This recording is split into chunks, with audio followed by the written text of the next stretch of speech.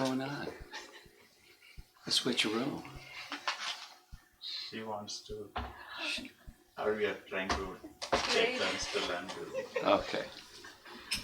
Cross stream, call it. Give it a nice name. Jaya Radha Madhava Kunja Bihari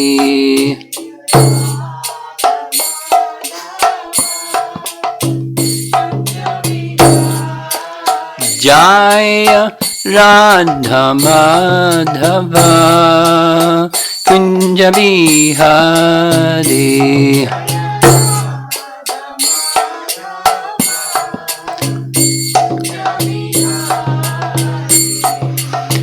Gopi Jana Vallabha Girivara Dhari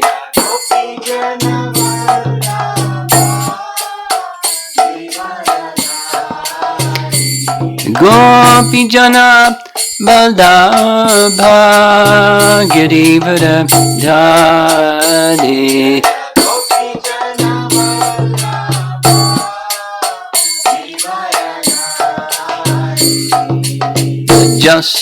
Jasodanandana Brajajanarandana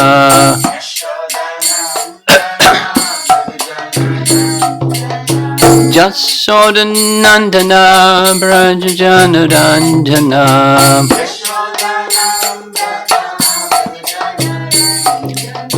Jamuna Tira Vanachari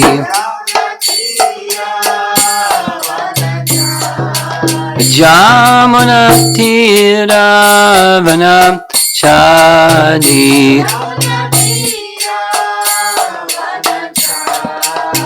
Jaya Radha Madhava Kunja Bihari Madhava Kunja Bihari Jaya Radha Madhava Kunja Bihari Madhava Kunja Bihari Gopi Jana Vallabha Girivara Dhari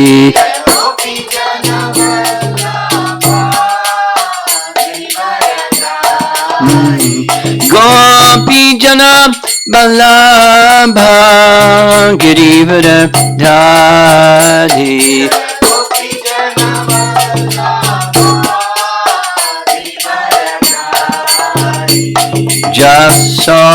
Jasodanandana Brajajanarandana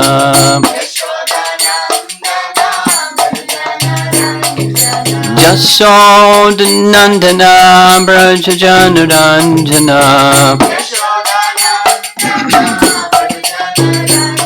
Jamuna Tira Vanachari Jamuna Tira Vanachari Jaya Radha Madhava Kunja Bihari Madhava Kunja Bihari Jaya Radha Madhava Kunja Bihari Madhava Kunja Bihari Jayom Vishnupad Paramahamsa Parividagacharya Astatarasatasi Srimad His Divine Grace A.C. Bhaktivedanta Swami Srila Prabhupada Ki Gaur Premanandi.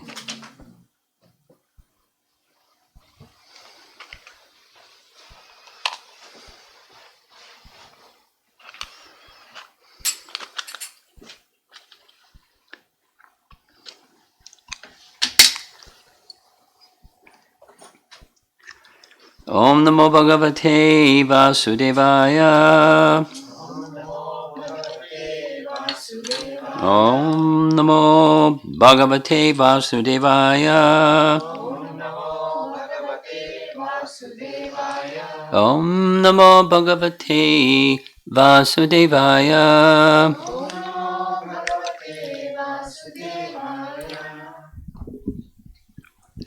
We're starting another subsection this morning. Indra finished his prayers, Krishna replied. Surabhi finished her prayers. And then, now it's Shukadeva Goswami speaking. We're going to cover 4 verses, 1027, starting with 22 through 25. Shukadeva Goswami said, having thus appealed to Lord Krishna, Mother Surabhi performed his bathing ceremony with her own milk, and Indra, ordered by Aditi and other mothers of the demigods, anointed the Lord with heavenly Ganga water from the trunk of Indra's elephant carrier, Airavata. Thus, in the company of the demigods and great sages, Indra coronated Lord Krishna, the descendant of Dasharha, and gave him the name Govinda. So here it says Indra gave the name.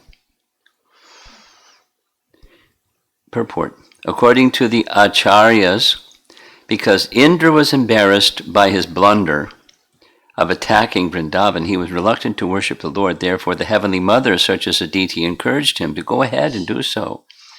Feeling authorized by the encouragement of the demigods, less offensive than he, Indra then bathed the Lord. Indra discovered that the beautiful cowherd boy named Krishna is indeed the Supreme Personality of Godhead. Vishwanath. Praying to Krishna to accept the post of Indra, Surabhi then bathed Krishna in her milk. Then Indra, ordered by Aditi and other heavenly mothers, bathed Krishna. Indra, thinking himself a fallen servant, remained silent, standing there, and only being ordered by Aditi and others, taking their order as qualification, he performed the bathing. Though Krishna was known as belonging to the Dasharha lineage of the Yadu dynasty, because he had a great desire to be a cowherd, they named him Govinda. Go means cows, and Vinda means to protect. Go can also mean Svarga. With that meaning, Govinda means one who enjoys the position of Indra. That's in Svarga. Ga can also mean senses. Govinda then means one who protects or nourishes, Vind, the devotees by attracting their senses. So we're getting a little Sanskrit lesson here. Vinda means protect or nourish. So the root doesn't say specifically, but it appears the dhatu of Vinda is Vind, and Vind has these meanings, protect or nourish. So he nourishes the senses of the devotees, Govinda, and the cows in the land, Govinda. Or, since it can also mean Swarga, he's the original Indra. And then Indra is the heavenly one. Jiva Goswami. Having requested that Krishna accept the position of Indra of the cows, Surabhi, on her own volition, bathed him, though Krishna did not accept out of shyness, but silence is the sign of consent. Better watch out. Maunam samati lakshanam, maunam, samati lakshanam. Samati is the agreement. The samati lakshanam is the characteristic or quality of approval. Samati lakshanam. What's that? Maunam. It's mentioned multiple times in different circumstances by the acharyas. Like Brahma, after offering his prayers, Krishna was silent. Now, one reason is he wanted to be with the cowherd boys, but he was acknowledging without having to say, thank you very much, and you did a good job. Indra did not bathe Krishna by himself, but he did so along with the sages, on being ordered by the mothers of the devatas who had come there. So it's the whole big assembly. It's not just Indra and Surabhi. Quote, Krishna, the Supreme Lord, has a heart soft with mercy and is affectionate to those who surrender. In the company of his dear associates, you should come. The time is appropriate, therefore do not fear. Perform a festival with devotion. That's the mothers and the devatas. Then, along with the sages, he bathed Krishna. He bathed him, now this is from Vishnu Purana, he bathed him in Ganga water brought in jeweled pots using Airavata's trunk while ringing a jeweled bell. No different, according to Vishnu Purana. Using the elephant, he was very quickly able to gather water from sacred places. Govinda means Indra of the cows. For the name is indicated with the words in a text that we're going to read later this morning, text 25. May Indra of the cows be pleased with us. Krishna, Govinda, Indra of the cows. It will be said later, verse 28, quote, he bathed Govinda, who is the master of the cows and the cowherd community. Though Krishna was also named Dasharha, he was named Govinda, since that is a superior name with Jiva Goswami. Now Sanatan Goswami. The devatas who had come out of affection for Indra were invisible, and mothers of the devatas encouraged him. After Krishna broke the carts, now this doesn't say, it's carts plural. It sounds like it's the Shakatasura pastime. Doesn't say. The mothers of the devatas came to perform Abhishek at Gopishvara Tirtha. They said, quote, Krishna is Bhagavan. His heart is soft with mercy. He is affectionate to the surrendered. You have come to his dear place, Vrindavan, in association with his devotees. This time is proper. Do not fear. Perform the festival with devotion. Then, along with devatas and sages, he bathed Krishna. Using Airavata's trunk to hold jeweled pots of water, slightly different, he bathed him. Otherwise, there would not have been pure water available immediately. It also gave Airavata a chance to show his special bhakti. Surabhi and Indra named he who had appeared in the Yadu dynasty Govinda, a name related to the pastimes in Gokula, to glorify him and show their affection for him. And here's reference to this verse, 22-23, found in Jiva Goswami's commentary to Brahma Samhita, text 1. You know, the Ishvara Parama Krishna, that verse. His commentary reads, though Krishna performs two types of pastimes, namely in Vrindavan and Dwaraka, the form of Govinda is the most worthy of worship because Govinda is endowed with the most affectionate form, pastimes, and associates. Clear? Govinda. So it said Ishvara Parama Krishna, but at the end it's Govinda. Brahma Samhita mentions the word Govinda to distinguish the Vrindavan Krishna from the Dwarka Krishna. Govinda, the Lord of the Cows, should not be considered an inferior name because after Surabhi bathed Krishna for his victory over Indra, Indra gave him the name Govinda as an honor. This is Jiva Goswami's commentary, Brahma Samhita.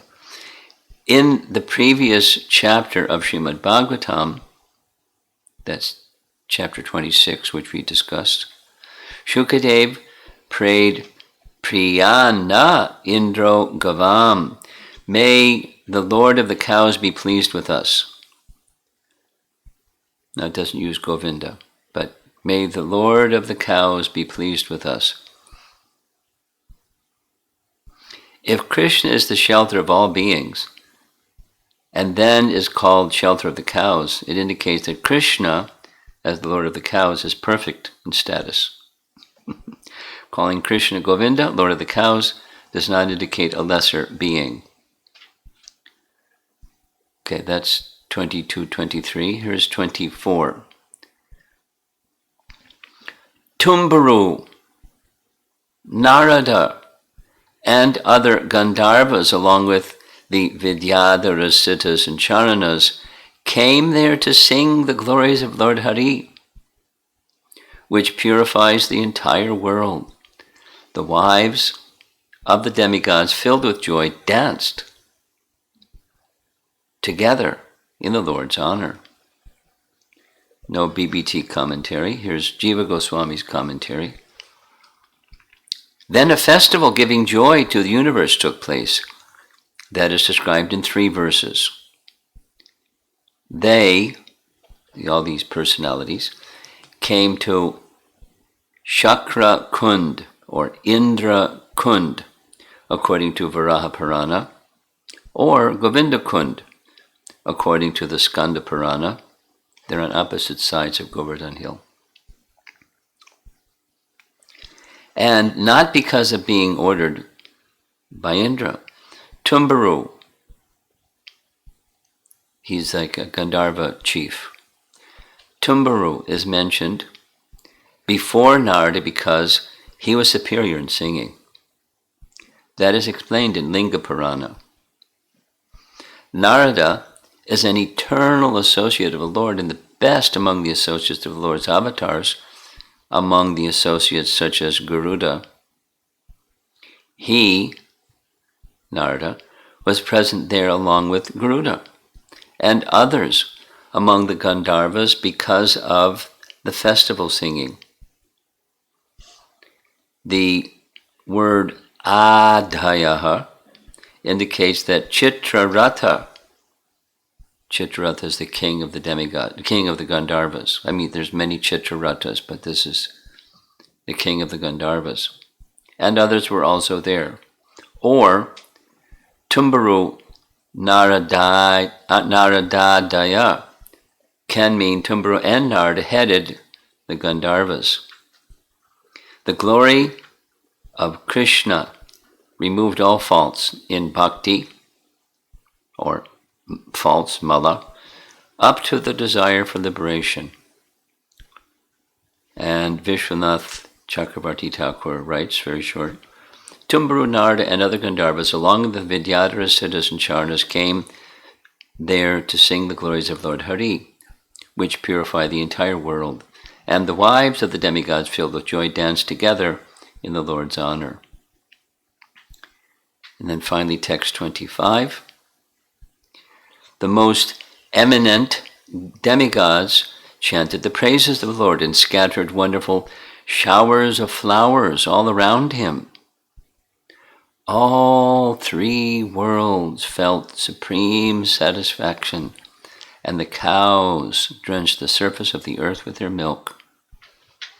In the BBT purport, the word Ketavaha means literally banners, quote, banners.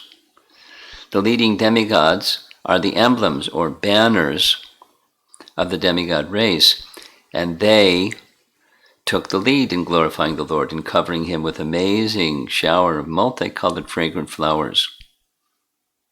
Commentaries are short. Vishwanath writes, the leaders of the Devatas such as Varuna, because Indra is the king of heaven, but the other demigods came so headed by Varuna.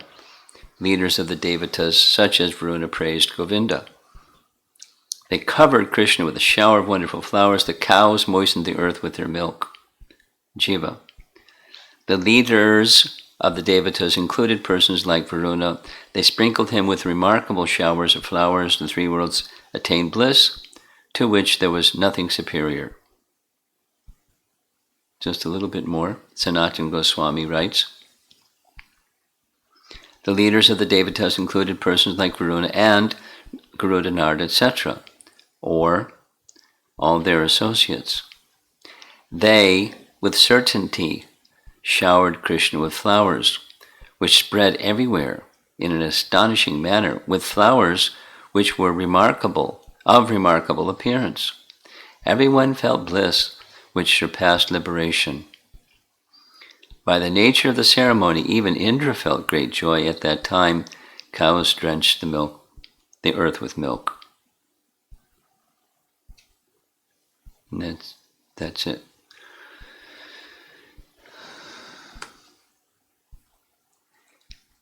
The resident of Vrindavan like festivals. At every occasion, let's have a festival. And in this case, in addition to their festival, it's the demigods had a festival, and the sages had a festival, and the Gandharvas, Kinnaras, and so forth. Vidyadharas, they participated in the festival. And it's something. It's like when we have our many times we have abhisheks for different things. Tuesday we'll probably be having some abhishek for Lord Nrsingadev. And at the end of the abhishek, after the water and everything, what comes? Flowers. Flowers and flowers and flowers. And sometimes so many flowers you can't even see the deity anymore. And different colors of flowers. So pujaris really get into it, but it's traditional. And this is, an example of where the tradition comes from. Those who know how to do such things, certainly the Devatas and these elevated souls, they know how to do such things. It's 4 verses covering after. He didn't say, it doesn't say what he said because he didn't say. But with Indra offered prayers, Krishna replied. Surabhi offered her prayers and requests, and Krishna didn't reply. It's saying a bit out of his shyness. But she's his devotee, and so he didn't deny her, happiness. And then all the other personalities present. Interesting that the Devatas were invisible.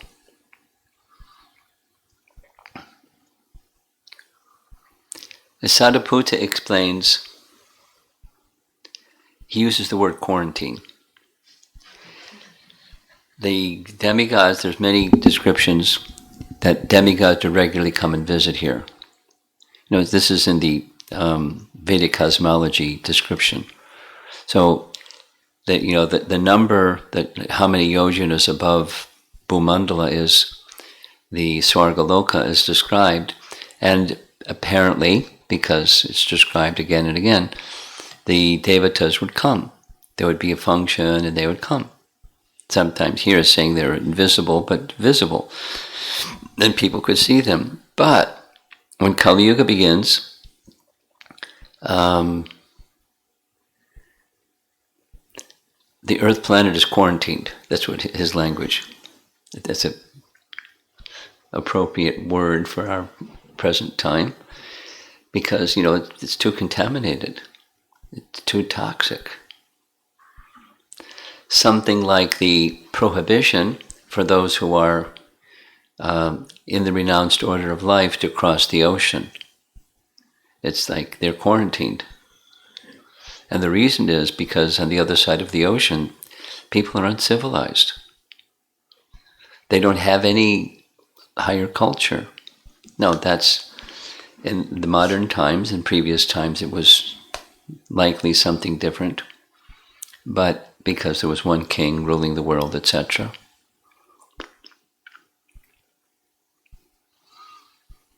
It's a detail related to that.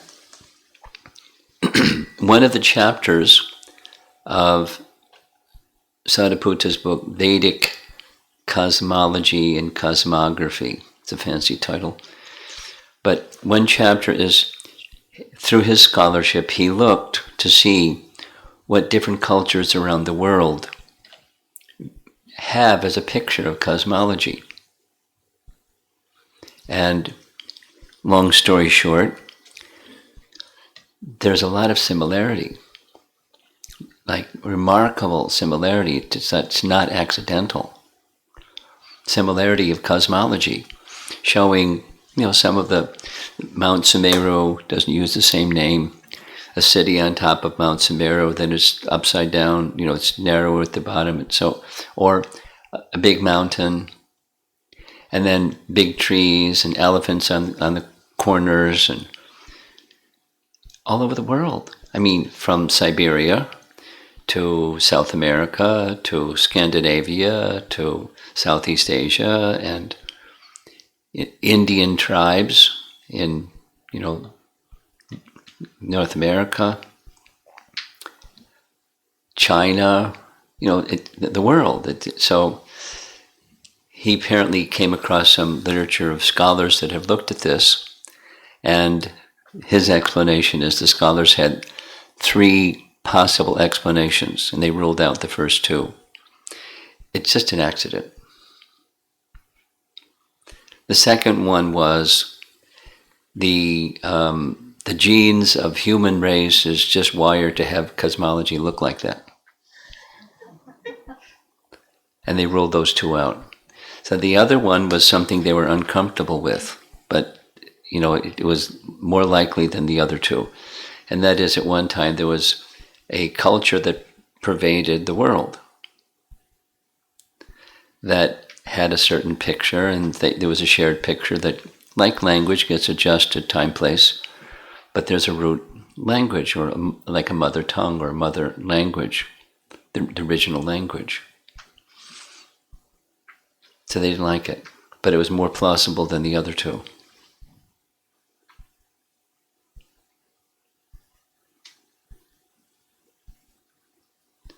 And just to add a little something along the same line, sometime a good number of years ago, I don't even remember how many, Jayadvaita Swami was encouraging me, go to South America, because they don't have many sannyasis go to South America. So I relented and I went. And one of the places I visited was Lima, Peru. And in Lima, Peru, I was taken to the home of this elderly couple. They spoke English, and they're from Peru.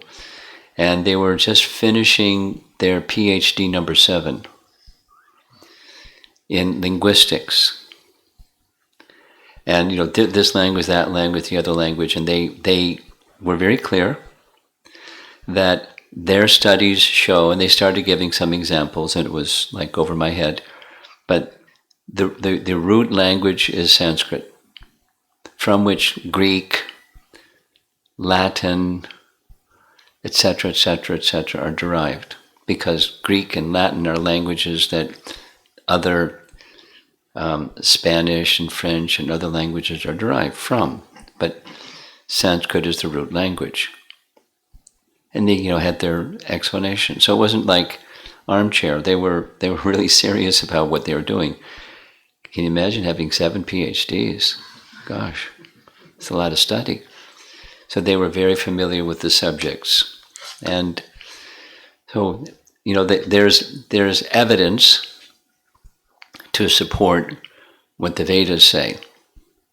The Vedas say, going back in history, there was one king that ruled the world. And these are evidences that they don't prove anything, but it points to the most likely explanation. So these two, cosmology and language, there's probably others, probably many others.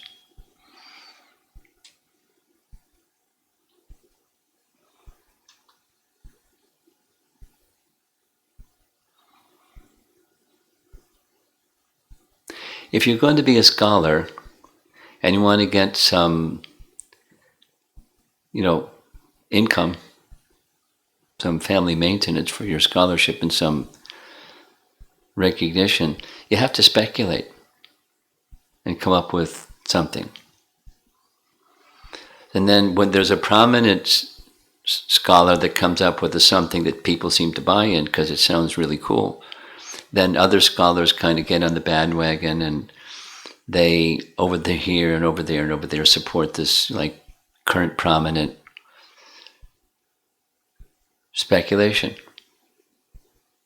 So the Aryan invasion theory is one of those. I don't know so much about it because I never studied it.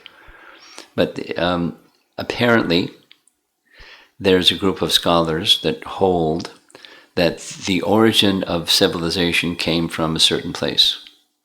The Aryan civilization came from a certain place.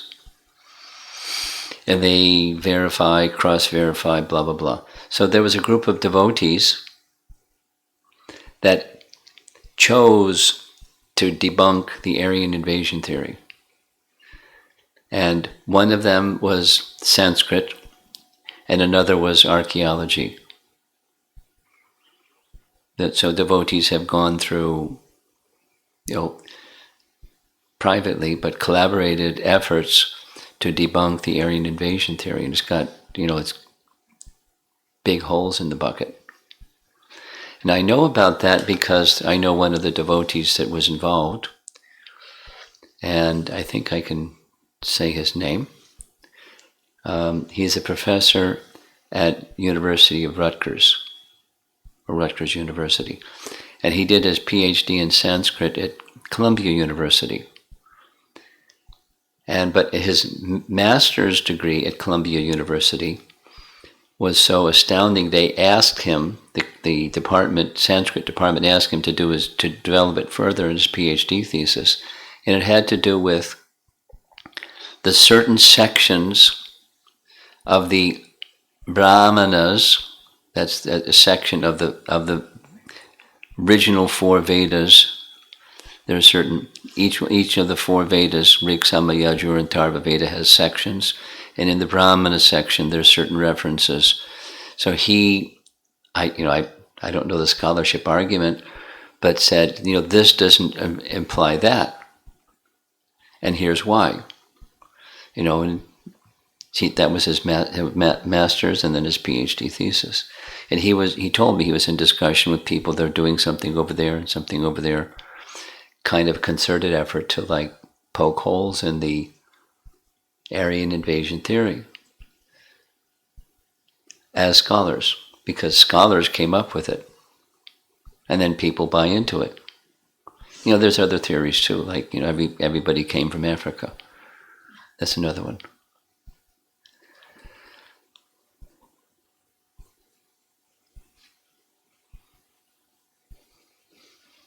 Human race, evolution, Africa, then spread. They show pictures and graphics, and human beings started to spread here and there and into Europe and blah blah blah.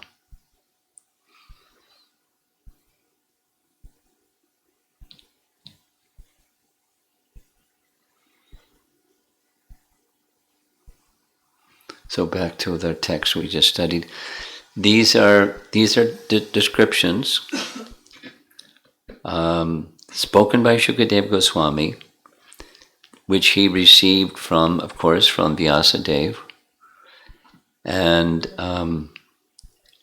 authoritative understandings of, this is Canto 10, but not only the structure of the universe, but the denizens of different parts of the universe came to honor Krishna's pastimes in the way that they're honoring Krishna's pastimes. So how are we going to verify this? If you're a sense inspection must be verified by sense inspection, you can't verify it. You can't disprove it either. But if that's the source of verification, is the senses, right away, we rule that out. And by logic and reason, we rule that out. So what's left? Shabda Pramana. We discussed this the other day about Shabda Pramana. There's a material Shabda Pramana. We do it every day. Like, hey, what's the latest going on with coronavirus? And, da-da-da-da-da. What do we know? But, through Shabda, that's how at least we think we know. We try to keep informed so we can be safe and careful and stuff. But that's, authority through sound. I shared this, so another example. Because I travel, I just came to know airlines are now promising, each of them have their different take on it, but if you don't have a face mask, they'll provide it so that you can get on the plane and feel safe. Then everybody in the plane's got one. And second, they're going to sanitize before people get on the plane. And then in between planes, they're going to sanitize again because they want people to get on the plane. And they won't get on the plane. They're not getting on planes because they don't feel safe. And then so many other things. So how do I know? Well, through Shabda. Maybe they're lying. Maybe it's like, planes don't even exist. But through sound. Then I can verify, planes exist because I got on one. So at least they exist. But then the Vedic picture says it's illusion. It appears to be real, and then there's reality. So that's a paradigm shift, isn't it? So what's reality? According to the Vedas, it's that which is Sat. And that which is impermanent is Asat. It appears. But it's supported in emanating from Sat. Therefore, it appears to be real. Anyway, that then becomes, okay, that's interesting philosophy. But it's not just an interesting philosophy. So this is not just an interesting story. It's an interesting story. But as we read yesterday morning, Chaitanya Mahaprabhu said to Sanatana Goswami, don't consider the Bhagavatam to be simply a series of questions and answers. Oh, that's interesting question, interesting answer. And let me think about it. That's not what the text is. It's none different than Krishna. So here we are. That's authority. Chaitanya Mahaprabhu, we accept him as authority. And as authority, he's saying it's not simply questions and answers like go on in this world, questions and answers. What's the stock market doing, and what's President Trump doing, and what's these people over there and over there doing, questions and answers. What's the stock market doing? Prabhupada's words, what's the price of rice today?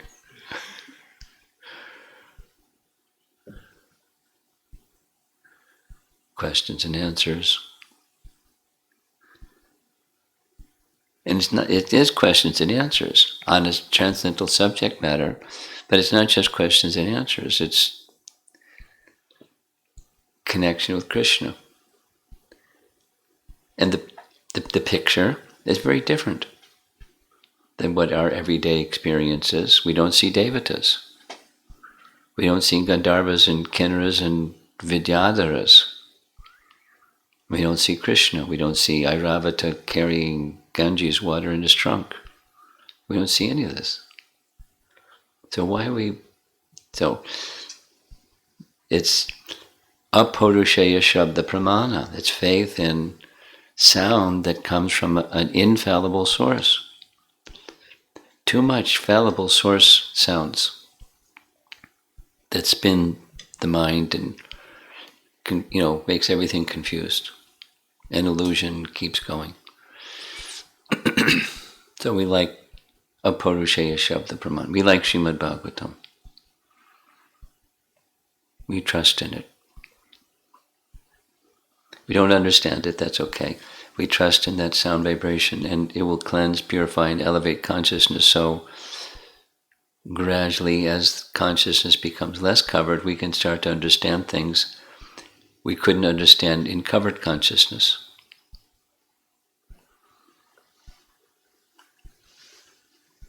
And not just understand, but feel happiness. That's what we're hearing. This is a festival of bliss. That's why the demigods have come, to enjoy a festival of bliss, honoring Krishna. Govinda. See if there's some discussion.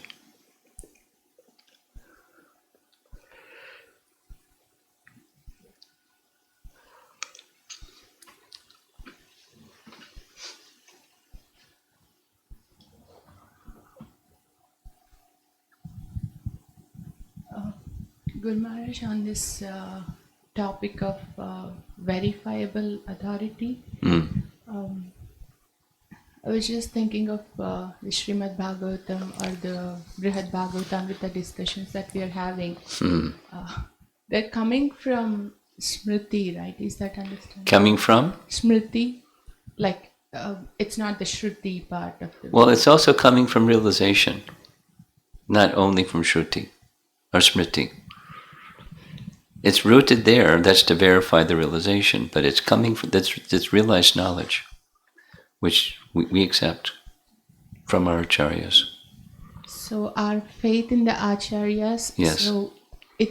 So with that we have to understand that it doesn't belong to the speculation, but it's a realization and revelation. Yes. They're situated beyond the senses. They're situated in pure consciousness. They're taking dictation from Krishna. That's the faith. Another question on this. And then there's symptoms. As Krishna's, Bhagavad Gita has it 3 times. By what symptoms can we know a person who's situated in transcendence and beyond fallibility? And there's symptoms, and they live accordingly. So whatever they speak, that's accepted as authority. Something that Prabhupada spoke several times is that the songs of Narottam Das Thakur are accepted as good as the Vedas.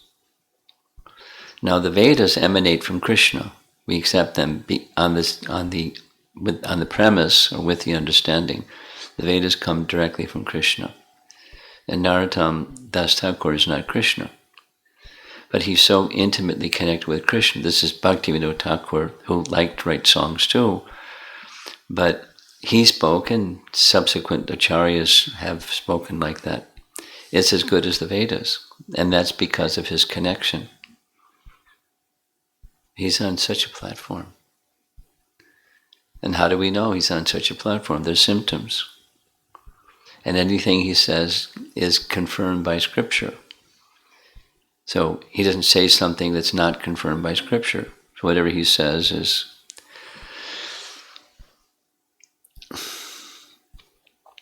So things we hear from our acharyas, for example, things we hear from our acharyas that, where is that in the Scripture? We may not know where it is from the Scripture. Like, I'm thinking specifically this Malya Hari Kund Leela, the pearl pastime, that Raghunath Das Goswami has written. And that's not, where do you find that? It's a pastime. He's not a fiction writer. Where do you find it in Scripture? It's his realization. And why do we accept his realization as fact? Because of his exalted nature. We place our faith in his exalted nature, that whatever he says is reality. It's not fiction. So faith in the acharyas is an important part. Same, the aparusheya shabda praman, that's infallible. Now how are we going to receive it? From whom are we going to receive it? We have to have faith in the representatives of Krishna, that they're giving us the real deal and they haven't distorted it. It's essential to have faith in the acharyas like that.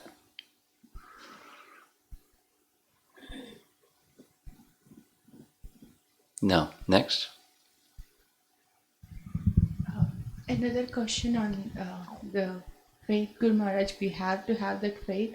I was connecting to this, I'm reading Bhagavad Gita with new people. Good. And there, in the introduction, Srila Prabhupada mentions you have to have the theoretical faith, accept Krishna as a Supreme Personality of Godhead, at least theoretically, and then read Bhagavad Gita. So a couple of the members expressed that seems like a blind faith. That initial faith has to be there, but at the same time we say it's not a blind faith.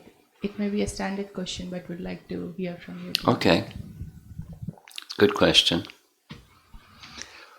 Let's make a distinction between blind faith and faith where your eyes are open. Is there a difference? Yes, there's a difference. What's the difference? That preliminary faith, that's adau shraddha, is what? There is a source of everything. No, is that blind faith? It's an intrinsic faith. There is a source of everything. Well, that's blind faith. Okay. If one thinks that's blind faith, then you need to work on, is there a source of everything? What is the source of everything? Well, there isn't any. It just is. So there's some faith, preliminary faith. There's a source of everything. And then using our reasoning faculty, not eyes closed, using our reasoning faculty, how are we going to understand that which is the source of everything? And this is Tattva Sandarbha. So those persons in your group can take the time and go through Tattva Sandarbha and say, with reason, we accept that Krishna is the source of everything. It's theoretical. I haven't experienced that he is the source of everything, not a direct experience.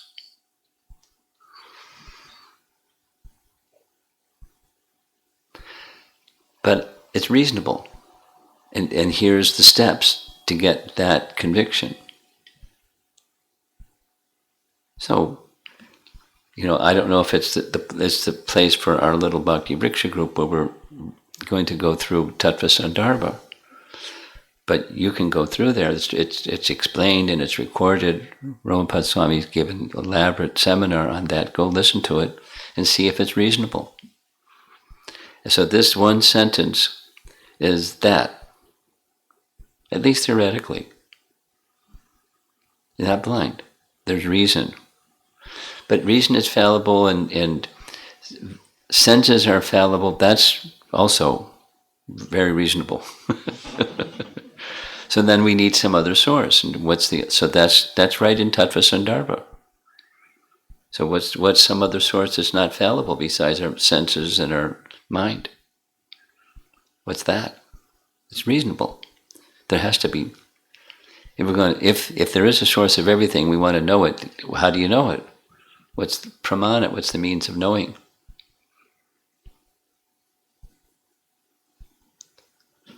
Etc. So go through it. They can go through it.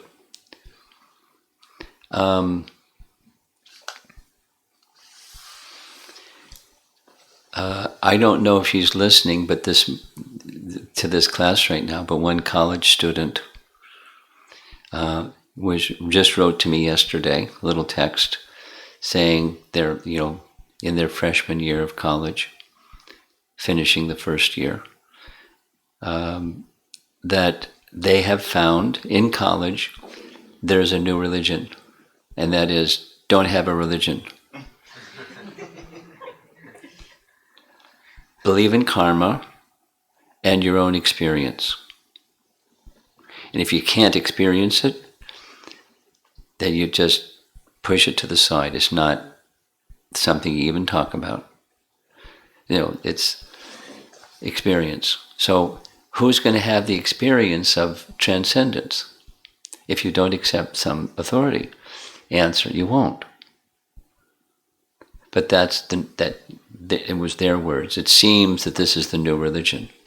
Like young people are able to place their faith in their experience, which is, in one sense, okay. So how do you experience transcendence? And there has to be, the wisdom literature is like, dump it. That's not everybody, but it's a narcissistic trend. It's the byproduct of, contamination of that type. And there's variations under the banner of narcissism, but it's, unless you experience it, you can't, I'm not interested. Give me the experience and I'm interested. Okay, here's the means that you can find it. The experience. Chant and be happy. Well, where's that come from? I haven't experienced it. So, there's all kinds of contamination or faithlessness. So some preliminary faith is required. And that's what Prabhupada's writing. And so rather than breaking it down into little steps, he just said faith, conceptual faith that Krishna is the source of everything. Then there's steps to get to that. That's Tattva Sandarbha. But who's going to take the time and trouble? It depends on the culture that you're influenced by also. Who's going to take the time and trouble? But it's not blind faith. Faith with it's very reasonable. Here's the steps. Okay. Anything else back there? No? Okay. Online?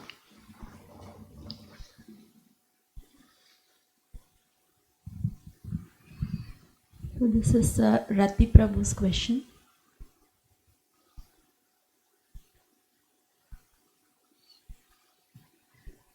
I've heard that the demigods come down to this earthly realm to worship Lord Jagannath.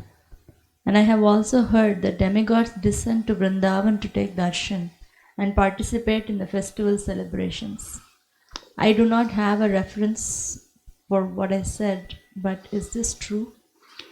Well, the second part of what you said is right here in 10th Canto, chapter 27. And there's other places in the Bhagavatam where that's described. And at least when King Indradumna performed the installation of Jagannath, the demigods came. What happens other than that, I don't know. I don't know what scriptural reference there is about that.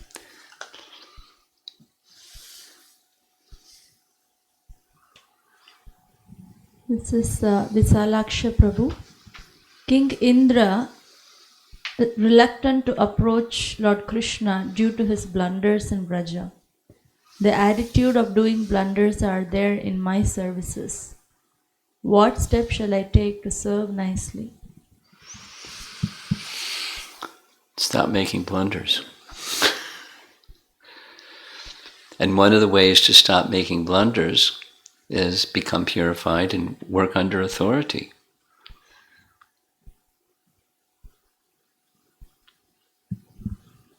This is Neeraj Prabhu.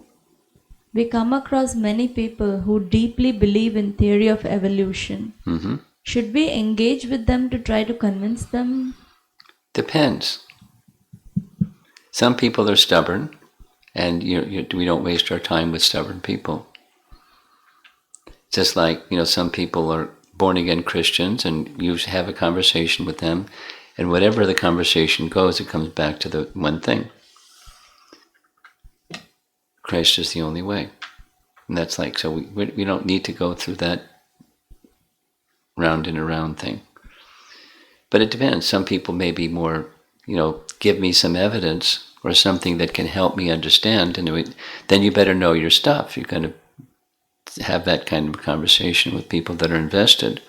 You can't just wing it. You have to be knowledgeable, because they'll take, oh, you silly person, and slap it down because if you're not knowledgeable. If you're going to have a discussion with somebody like that, you have to be prepared.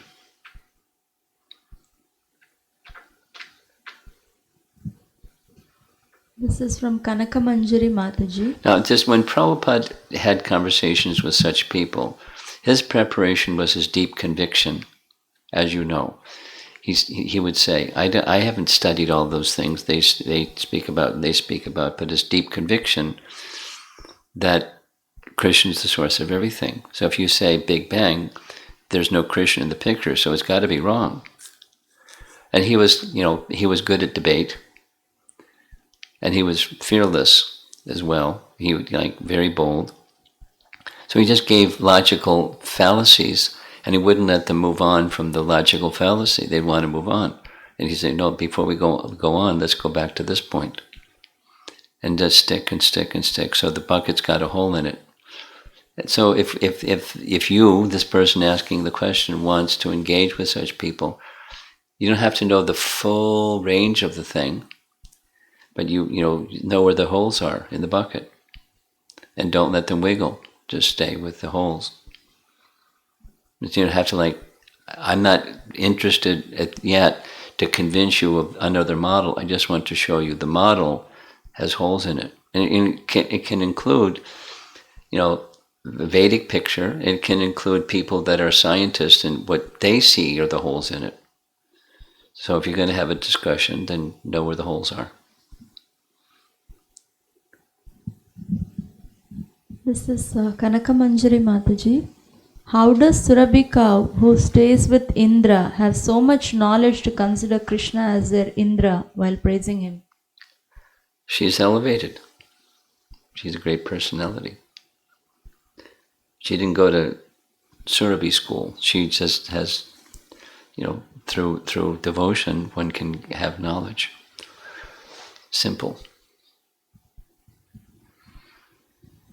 This is Hari Prabhu. I sometimes talk to people on these topics. And which topics? I think it's related to the theory of evolution, Guru Maharaj. Okay.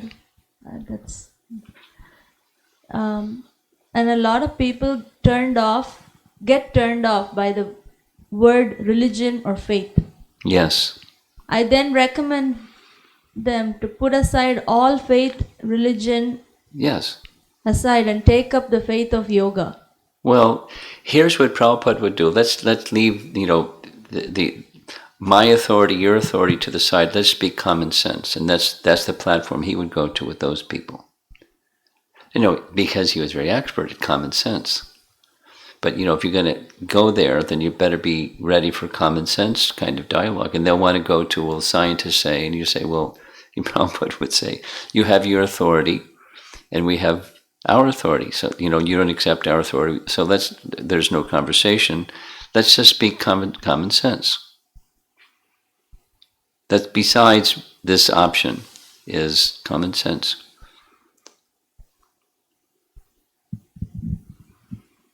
And this is Uttama Bhakta Prabhu. Regarding experience, once Tamal Krishna Maharaj mentioned that if there is no taste, how can one chant 3 names in Maha Mantra for the whole life and not be bored? I think it's a comment. Yeah, it's a logical argument. It's a common sense argument. Yeah, it's compelling. This is Sucharita Mataji. When it comes to application from what we learn here and understand from Shastras, how can we apply effectively? How can we do what? Apply effectively. Apply Effectively. effectively. Well, I'm not sure what she's asking. How do you apply effectively anything? You do it consistently, and that's effectively. I don't understand the question, I think, but that's my answer. Just do it consistently, and that's effective. Continue to make effort to make sure you've understood properly, because chances are, because of our conditioning and covered mind and senses and so forth, likely the first hearing and the second hearing and the 10th hearing, we still need to refine what we've understood. So continue to refine what you've understood and then consistently apply. And there isn't a substitute.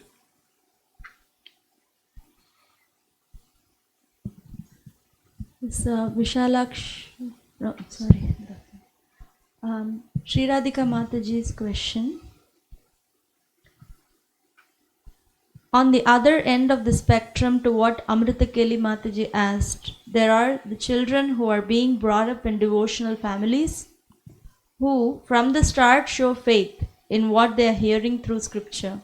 Surely in future, people will test their convictions. Mm-hmm. When faith is so intrinsic, how to ensure that they are motivated to learn scripture in a discerning way to be able to defend their convictions in the future? Well, play the devil's advocate, the Purva Paksha position. Purva Paksha. You ask them questions. If someone says this, what would you say? It's like debate. There's a Hare Krishna devotee young man. He's now in college, and he has engaged in debate in school. So he's learned how to debate. So I asked him a question to see what his skill was, and he's really good. So it's just honing the skill. So as a teacher, a homeschooler, you can learn what the opposing party says and ask your child or children, what would you say if someone says this opposing argument? Not just based on scripture, but based on scripture, you have faith in scripture. What would you say to this argument? What would you say to that argument? And then, develop skills. It's something like, it's a very nice example actually. Jiva Goswami was sent by Lord Nityananda before going to Vrindavan to go to study under Madhusudana Vachaspati in Benares, who knew the atheistic doctrines. And he learned the atheistic doctrines, along with, of course, the Lord Chaitanya's teachings, so that he could know what they say and how to refute what they say. But that takes, you have to have some inoculation before you go into toxic zone. But her example is if they already have faith, then they're inoculated. And so then here's this disease and here's that disease.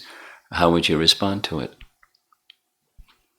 Which means, as a teacher, you have to know what the opposing parties say, at least, in a general sense. Okay.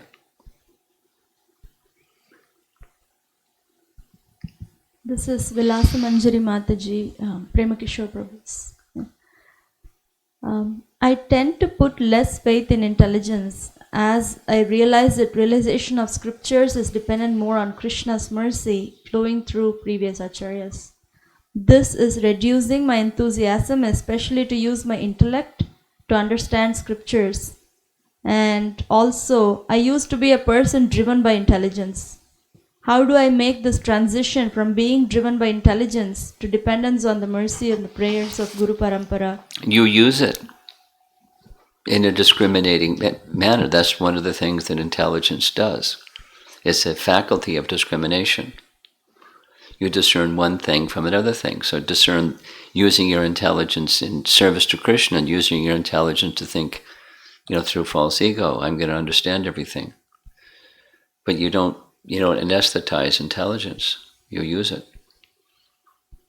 And, in way, just like this example, what does Scripture say? Prabhupada said over and over, try to understand. So that's intelligence. But it also requires faith, and then we don't anesthetize intelligence, we use it, but spiritualize it. So that's the medium of understanding things, the spiritual intelligence. We're going from material to spiritual. So then you discriminate between what's material, spiritual, what's speculation, and what's using one's intelligence. And then when questions arise from whoever, even within yourself or outside yourself, you have that tool to use to help. I'm just thinking, because we just did it, Gopa Kumar does this repeatedly. Oh, come on, mind. He's instructing his mind with his intelligence. This is a nice place, come on. But then there's something else even beyond his mind and intelligence, and that's the hankering of the soul. So he keeps moving, and his intelligence becomes further purified, and so on.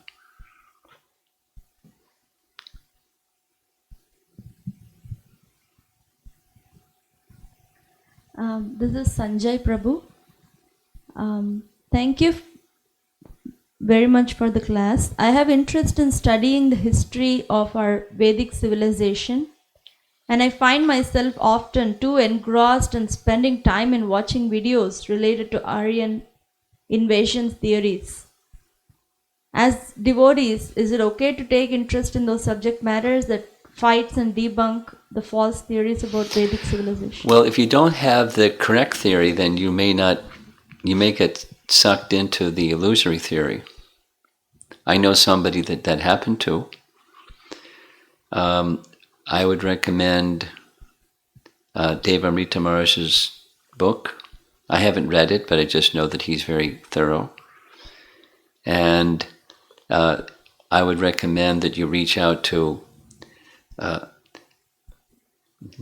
Dr. Edwin Bryant, Rutgers University, who knows about this topic. And so get coaching from somebody that knows the topic. It's not like Jiva Goswami went off and studied the 6 atheistic theories. He studied under a Vaishnav, Madhusudana Vachaspati, an eminent follower of Lord Chaitanya, who knew Lord Chaitanya and the other theories. So in Dr. Edwin Bryant, Rutgers University, can guide you to other people that know this field, that field, the other field, because he's inoculated. He knows how things work in academics because he's a professor. And if you don't know who he is, you watch this Hare Krishna movie, and he's one of the persons shown on the video. He's speaking in the Hare Krishna video or movie. And he'll help you. You do it privately and cautiously, but he'll help you. Not to get deluged by speculations. It can be overwhelming.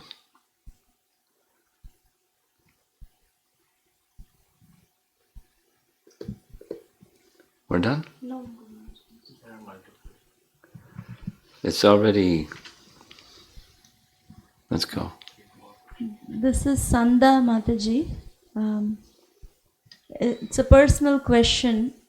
If any of my friends or relatives ask me some financial help due to lockdown or due to some medical or any other reasons based on my capacity, can I help them, or what do we have to do, or just chant for them? That's, there's somebody it depends on. And there's no harm to assist family members that are in time of need.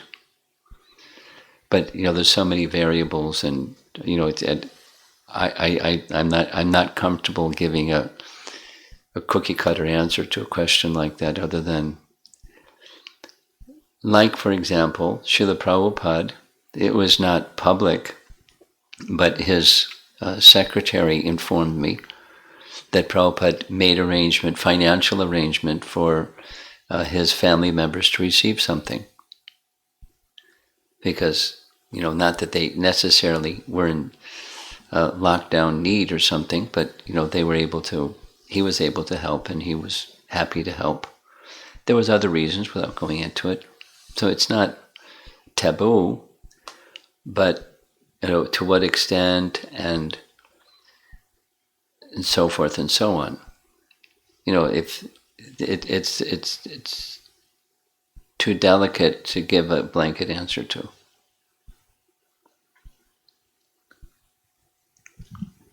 This is Aditya's question. Lingaraj Prabhu's son, he texted. In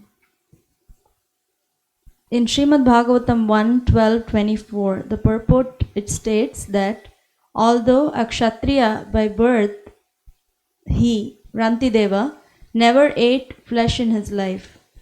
As far as I know, Kshatriyas don't eat meat. Can you please clarify? This is my question.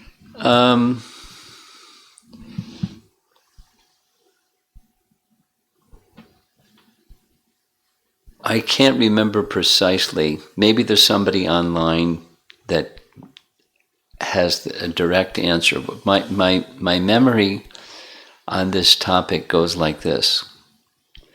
Kshatriyas were permitted to hunt, not had a hunting license, but they, in order to exercise their skill for protecting the citizens, they would, in chivalrous way, not hide behind a tree and kill a deer or something, but they would hunt. They were authorized by Vedic culture to do that for the purpose of honing their skills in protecting citizens in time of necessity. And then if there was an animal that was killed, then there was some authorization for them to eat. I mean, there's a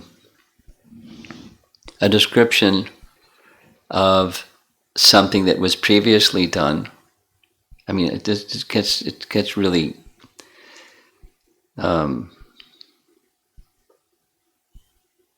shocking, or what, faith testing. But Ilva and Vatapi pretended to be brahmanas, and they were performing shraddha. And the shraddha at that time, it was done, it was a practice. It was meat. The shraddha was meat. And then it was actually his brother cut up and cooked, and then he would say, Vatapi, come out, and they would come out of the belly of the sage, and the sage would die. I don't understand. I don't know the history of what that practice was like, and Kshatriya practice. I'm not knowledgeable enough in all of this to give I'm not satisfied with my understanding, so I can't give a satisfying answer. But there were procedures that were of previous times that had such things taking place. So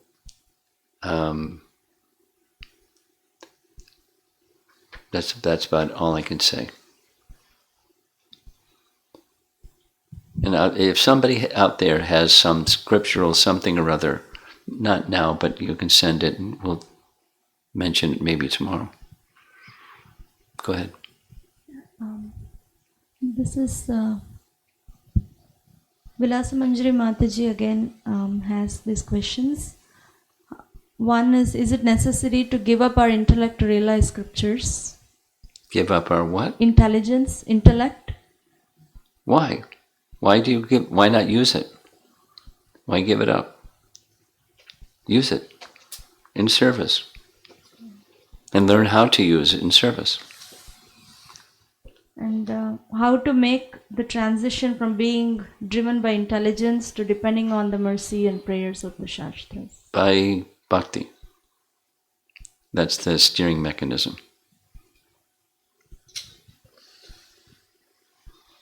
This is Radha Vallabha Prabhu. Indra is embarrassed and accepted his false pride. Is self-honesty and acceptance of one's limitation a symptom of elevated devotees? Okay, say it again, the last part slower, please. You sped up and I couldn't follow. Is self-honesty and acceptance of one's limitation a symptom of elevated devotees? Yes.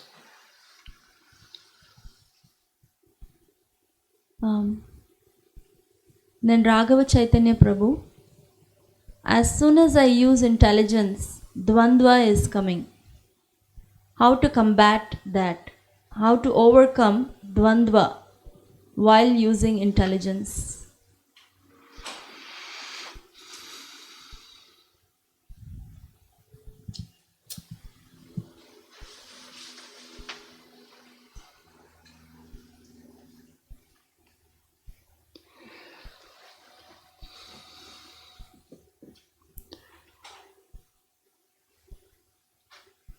I would say this is now specific to you, Raghava Chaitanya. I would say rely more on just hearing Guru Sadhu Shastra and trying your best to repeat Guru Sadhu Shastra as a means to purify the intelligence so that will check the dvanda tendency. Go in little baby steps. Don't try to take a big jump. Hear Guru Sadhu Shastra, repeat the message of Guru Sadhu Shastra. Hear Guru Sadhu Shastra, repeat the message. And so just stay there to check the speculative tendency. This is. I know. I figured it out. This is Saturday morning. There's more people online Saturday morning and Sunday morning than Monday through Friday. Yes? Yes. Okay. Now, I'm not going to go through the whole list because we could be tomorrow morning before we're done. We'll take one or two questions more and then we're going to end. This is Udayananda Prabhu. What is the best way to correct devotees without hurting them, or is it good not to correct and wait for themselves to correct? I'm worried about Vaishnava aparad. Good for you. Read chapter 17, text, I think it's 15, about austerity of speech. And don't even try to correct somebody unless it's your position to correct somebody. And if it is your position to correct somebody, you read what the text says, then you do so with appropriate discretion or discrimination, that is, based upon the relationship, that is, who you are, who they are, and the relationship between you two, then you can go down the path of considering the right way to offer some correction, and otherwise don't. Because that's austerity of speech. If I don't have the right text number, that's the topic, austerity of speech. Next. Sucharita Mataji's question. Sucharita. Okay. Mataji. Is it wrong for one to listen to wrong theories or misconceptions people have, especially when they're trying to convince you against what is correct? Well, it depends on what you understand and what the right conception is. I mean, if you're a Prabhupada, you could hear other people say other stuff, and then you could respond with, truth. So it depends on you and depends on who the other person is. Are they simply argumentative type of people that can't hear anything and you're wasting your time? And how strong is your understanding and conviction? And so it depends. Okay. See the Prabhupada key?